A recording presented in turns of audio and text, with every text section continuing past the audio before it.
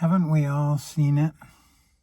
Haven't we all felt it somewhere in ourselves or in others? Maybe it's in a dog chained up in the backyard watching us walk by. Or maybe that dog's inside lying down watching the people around it, people who've gotten too busy to remember and to notice an animal that their greatest joy is to just be loved and be happy. Or maybe it's the kids this Monday morning walking to school, looking like they're walking to jobs that they already hate, looking like maybe there's nobody really behind them or no feeling in them that someone's truly, in a deep and tender way, got their back.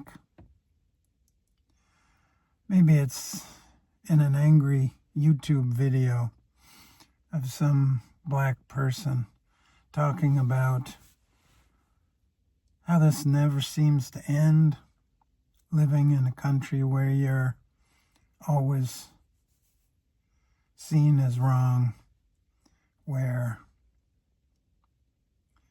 the natural freedom to walk the streets and live your life in freedom is not something that has ever, historically or in the present, been taken for granted. Or maybe it's a white person knowing that there's a lot of people in this world who just think that everything is their fault. And so they've gotten hard, even harder than they were, because maybe they know something's wrong, but they know somewhere, even if they can't articulate it, that no, they aren't the problem. Everyone needs attention. Everyone needs recognition. Everyone needs acknowledgement of our humanity, of our right to be walking around and living in this world. And even maybe deeper than that, everyone needs tenderness.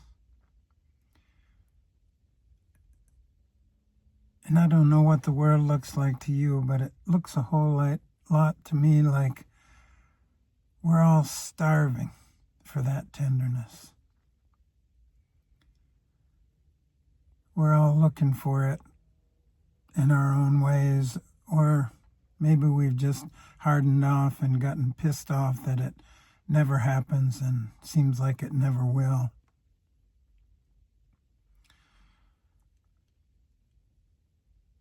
And things get complicated because sometimes when you kneel down to pet that dog or step inside the fence and try to pet it or talk to it, maybe it just bites you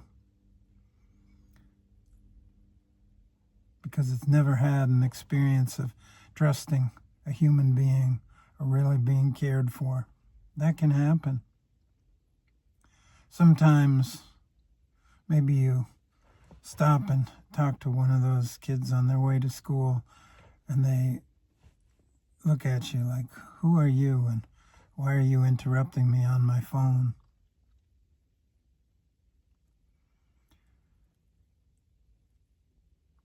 So many ways politically we've hardened to each other. We don't listen to each other. We're pissed off at each other and we've all got reasons and you did this and you did that. And if you look and feel underneath it, isn't it always some way that we're looking for that tenderness, for a place to be touched, to be seen, to be recognized, to be treated with the tenderness that every child in the world comes in wanting, craving, and needing. Tenderness isn't a lipstick or a mask or a frosting that we can put over a miserable life, or it doesn't work that way. I remember many years ago, I think it was Carol Burnett or one of the female comedians, maybe Mary Tyler Moore, started a campaign to change the world by just inviting everyone to go out and smile at each other. And it was lovely, and it was a recognition of something that was missing even then in our culture. But it doesn't work like that. Tenderness is such a deep thing, such a heartfelt way of being with another. I remember when I first met my wife and we were excited because we really liked each other and really wanted to explore with each other, and there was a tremendous tenderness. And then we kind of had to go through hell, all the dark sides of each one of us and all the ways that we conflicted and didn't see eye to eye. And we couldn't fake the tenderness. We couldn't go back to what was. We had to go through all that harder stuff, meaner stuff, uglier stuff, jealousy, anger, disappointment, disillusionment, you name it.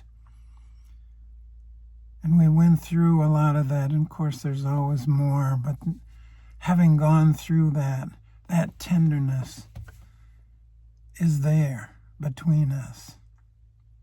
And it's present and immediate and hard won.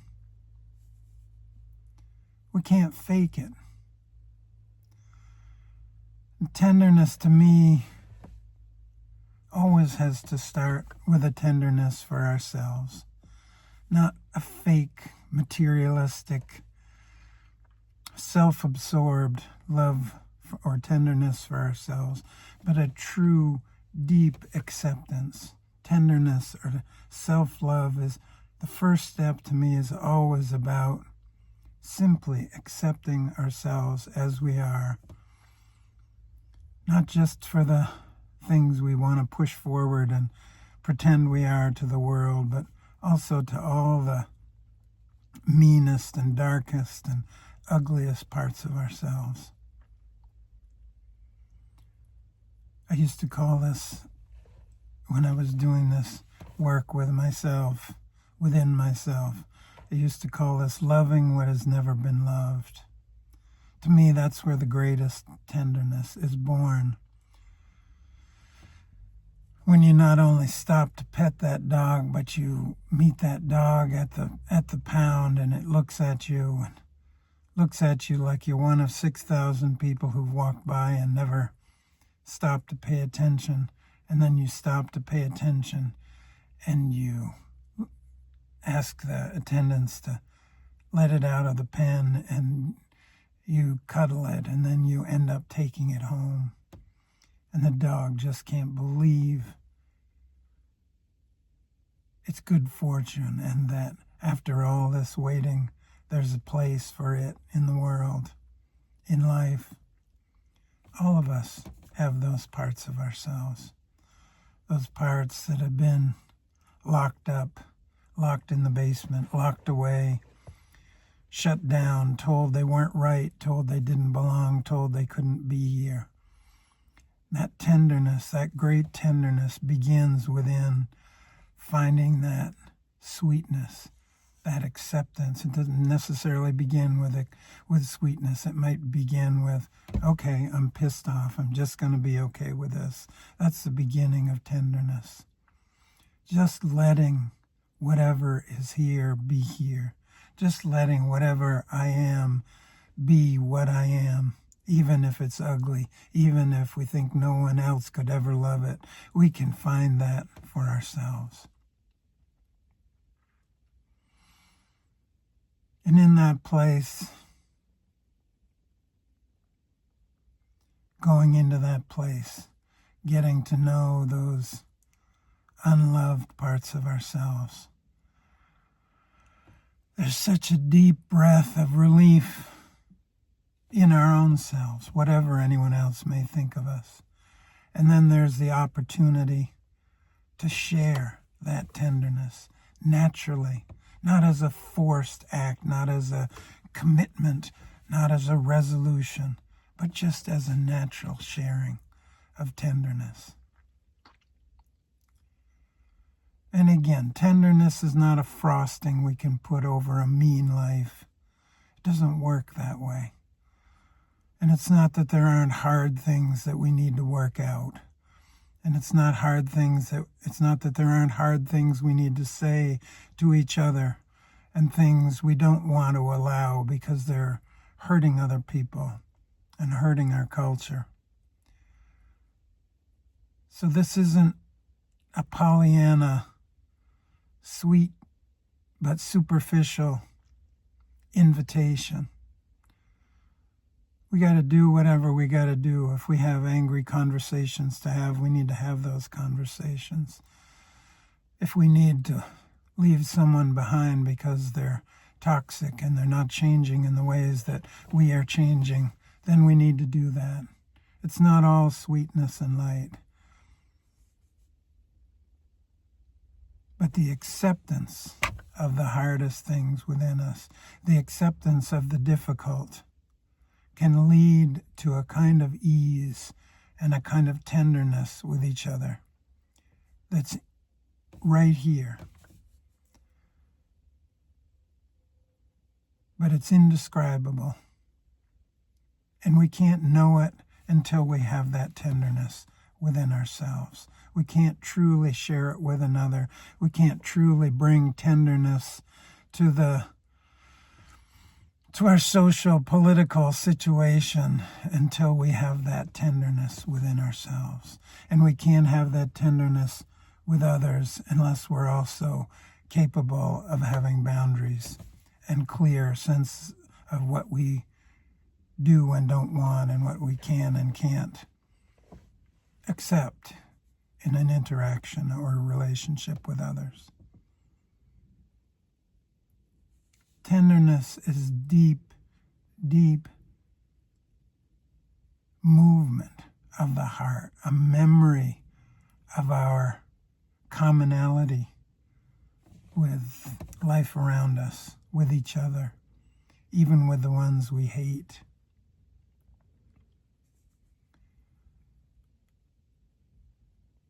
I was gonna, if you've been watching these videos, then know that they're not always tender. Sometimes I let myself be angry about things I'm angry about that are happening in the world.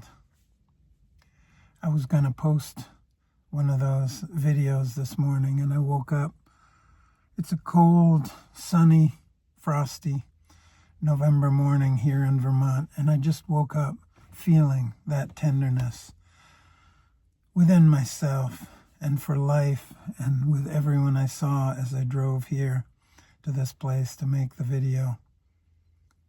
So I want to start this day and this week with that invitation and that reminder for tenderness. Whatever that means to you, however you find your way there, whatever hard or untender things you have to go through to get there. It's here. It's yours. And it's ours to share. Have a good week. Thanks very much for coming here to listen. Please feel free, if you like this, to like and subscribe if you'd like to hear more. And comment. I love to hear from people. I'm just about 2 months into this channel, and I'm very grateful after years of silence, public silence, to have this chance to be speaking with you. Thanks for coming.